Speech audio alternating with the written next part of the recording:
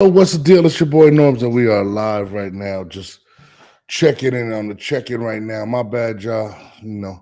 Long week, but I'm out here. We out here. We out here right now. But I was actually going on today. I'll be back on pretty much the rest of the week. I don't really know what's going on, but I just continue to see the same shit going on right now. I don't really know what's going on, to be honest with you. I will be speaking on various topics. But specifically, I just watched a video of Steven Jackson, former NBA player. Now, you know, has his podcast, dope, super dope podcast, to be honest with you. And now he responds to more criticism to Shakur Stevenson. And it's just like, to me, like Shakur is really starting to uh, wear on people. Like he's really um he's really, I mean, I don't know. I mean, he definitely needs media training. He's trying to figure out a situation on a deal. We've seen Oscar talk about signing him. We've seen him talk about Floyd. We've seen Matchroom. He was just there at the Boots Ennis fight. But and I watched his interview on the Zone. It was the Zone, and they asked him about all the beef going on and stuff like that, and he was like, I feel like I had to take time out to go and respond to a lot of these people, and he's come at Timothy Bradley, he's come at Mason Camp. In fact, even his management, Jay Prince, basically put out a tweet coming at Cam and Mace, which Mace and them responded, which was kind of crazy. And I kind of watched, and this really has nothing to do um, with boxing, but boxing has become the new media crazy stuff, like for real, like literally, like it's become very messy. And let me see if I can pull up this thing with Cam and Mace, which was pretty funny. Hold on, he basically Mace was basically telling Jay Prince, and everybody knows Jay Prince. I think he used to manage Floyd Mayweather back in the day. He's notorious for, I guess other things people known for.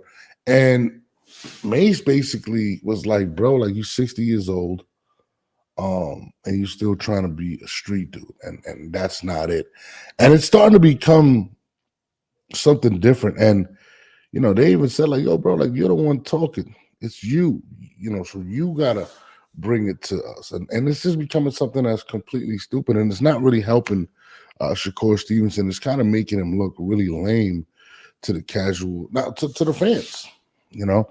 And listen, I hear both sides of the situation, and it's hard for me to side with Shakur simply because it's like, dog, like you've come out and basically said that you're willing to be born as long as you get the W. And I get it. You know what I'm saying? But at the same time, when you say things like that, you have to realize people want to be entertained. And boxing is not like any other sport where a win is a win is a win. You know what I mean? People want to be entertained. People don't want to sit there and be drugged to sleep, pretty much. And I think Shakur, and a lot of people think, him working with Floyd would actually help the situation. In my opinion, I don't think so. People tend to help, and I think Floyd had some things to do with the success of Gervonta Davis. But at the end of the day, Gervonta Davis is much watched TV. He's knocking people out cold. He's bringing it to people, and he's exciting. And Shakur's style is very boring, and people try to liken him to Floyd, and he's not really like a Floyd fighter. Like if you watch Floyd at Shakur's age, Floyd is a very entertaining fighter, fighting guys like Diego Corrales, Arturo Gatti, Castillo, Angel Manfredi, and he was putting on shows. Like he was letting his hands go. This is something that Shakur Stevenson is not doing. He's not very entertaining. He isn't. He's what Floyd was at 37 years old, in a sense. Floyd wasn't a very entertaining fighter at that time. He was kind of lethargic, going through the motions, just doing anything just to win the fight and keep his own, which that's what he sold. Shakur Stevenson's not in that same position. In fact, he's in a worse position because he's not getting the pay-per-views. He's not forcing himself to get the big fights. Oscar Floyd ended up getting the fight with Arturo Gatti and emphatically set the world on fire with that performance, and then continued on to big pay-per-view buys like Oscar De La Hoya and things of that nature. And even Oscar De La Hoya put his name in the hat with Shakur Stevenson, and basically said that he helped make Floyd Mayweather. Mayweather was a Golden Boy fighter for 14 fights, and he basically built up money, made him who he was. He could do it again.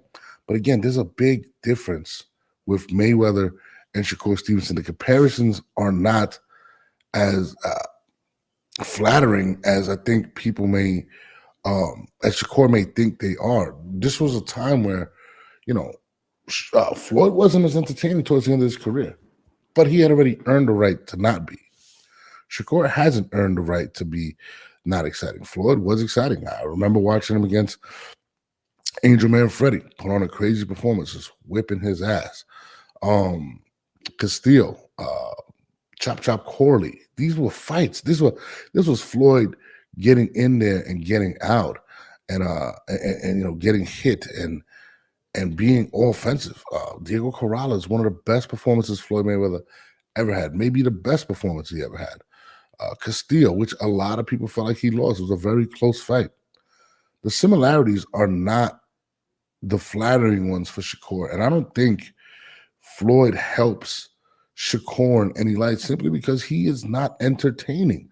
Floyd was actually entertaining, and to be honest too, Floyd didn't come off, and maybe social media wasn't as big when Floyd was doing it or whatnot, but I don't remember. But Floyd really didn't get into those things. When fight mode came, he made it entertaining. Shakur is not an entertaining fighter like that. And to me, I think he holds value because he's so talented, but selling the invincibility with somebody that A is very, he lacks offensive punch. He lacks a lot of excitement. And B, he kind of comes off as a whiny person. And then you're going at it with your peers that can help you. Steven Jackson, Cameron Mace, who has the hottest podcast out there. So Steven Jackson has one of the hottest podcasts out there. I know he has a really good relationship with with Gilly and Wallow, but even Gilly and Wallow aren't going to sit there and defend how boring he is. And listen, you can't continue to go at everybody. People are going to have their opinion on you. It is what it is. And the only way you're going to change people's opinions and to raise your pay scale is if you start stepping it up. And again, I said it before. I said it earlier. Boxing is not like any other sport. Yes, a win is a win, right? But teams are invested in franchises. Teams are not invested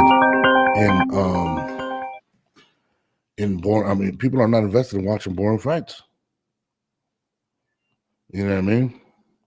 So to me, I feel like Shakur really needs to just kind of reassess what he's doing. Try to be a little more offensive minded, but I just don't believe that's going to work. Now, will he be undefeated for a long time? He probably will. He's not going to take chances. He may miss out on the Gervonta fight. We don't know. That's the one that he believes once he beats Gervonta that he will propel to superstardom. And I just don't agree with it. I really don't. I just think he's not must-see TV, especially when you got guys like Bam Rodriguez out there and Canelo Alvarez and Teofimo Lopez and what's the guy, Abdullah Mason, guys that are starting to I mean, Canelo's been doing it for a while, Benavidez. These are really offensive-minded fighters. I think people, Science, what's up? People are not willing to just sit there and be bored for 12 rounds. The fighters are starting up. Listen, Abdullah Mason, exciting as hell. People want to see that. People want to be entertained. And it's similar to like the NFL and, they do things all the time to make fans more engaged, more excited. They try to make it all more offensive. This is an offensive time in regards to what people want to see. The NBA, try to make the game more offensive fluent. Boxing is the only one that's stuck in this rut. And people don't want to see that. You know what I mean? Like it's just one of those things. Like you have to understand that people want to be entertained. This is an era of like, listen, even with music, music is literally a jingle now. It's quick, hook, boom. People want to be entertained quick. This is a generation that cannot sit there and be bored for 12 rounds. And I think Shakur is not.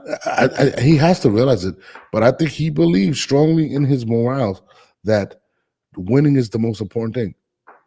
Not anymore, bro. I mean, it is, but you gotta entertain these people. People don't want to spend money on pay-per-views to see somebody not entertain them.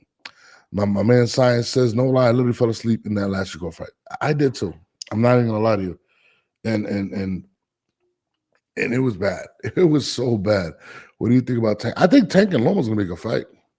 I was actually debating my boy about it the other day. That's a really exciting fight because we know Loma's gonna bring it. We know Tank is gonna try to knock him out. So already you're in a situation where it's like, yo, now the question's gonna be in that fight, pretty much.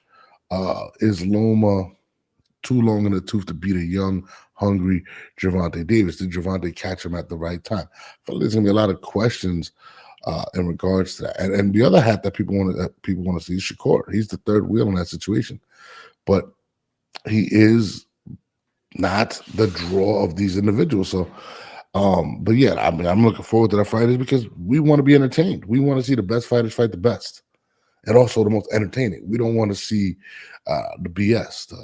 I'm gonna say, and it's crazy because I remember watching Shakur actually say like he will be boring if he feels like the guy's too strong, or I'm cool. I'll coast through and win this fight. You say you think Tank may have a little much too much power. The great boxer usually beats the power. That's just how it's always been. And I think the one thing going against Lomachenko is his size and the fact that he's long in the tooth right now. He's older. So I think those are the advantages that Gervonta immediately actually holds over him. But I'm not going to sit here and tell you that if Lomachenko is the Lomachenko that actually saw just fight Kambosos or whatnot, I think Loma wins. I just think he's that good. I don't think you can sit there and sit on a punch and listen.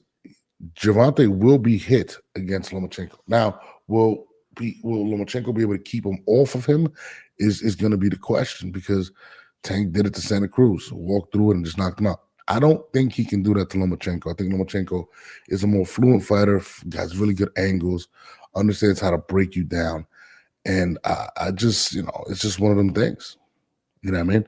He's just one of those, he's a tough out, man. He probably has the best footwork in boxing between him and Bam Rodriguez, comes from different angles, understands how to break you down. This is a challenge.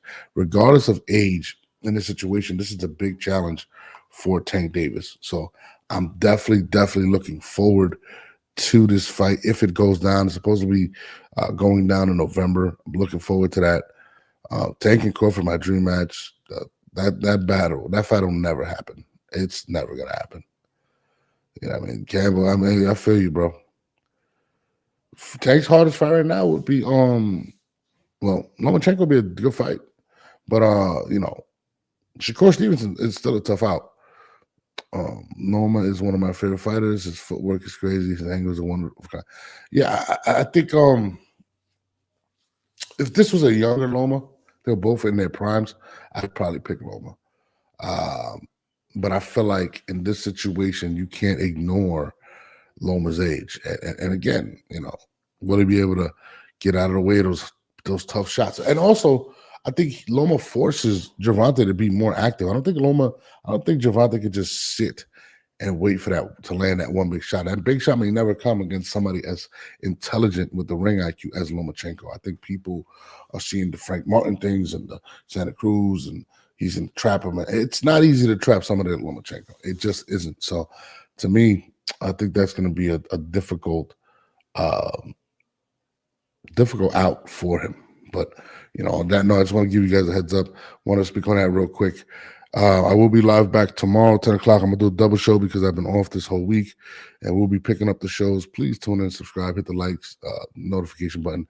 Tomorrow at 10 o'clock, I'll be on in the morning and also at night at 10 o'clock tomorrow. So I'm going to double up on shows, give you guys some thoughts, and we're going to continue to grow this channel. It's your boy, and we are out.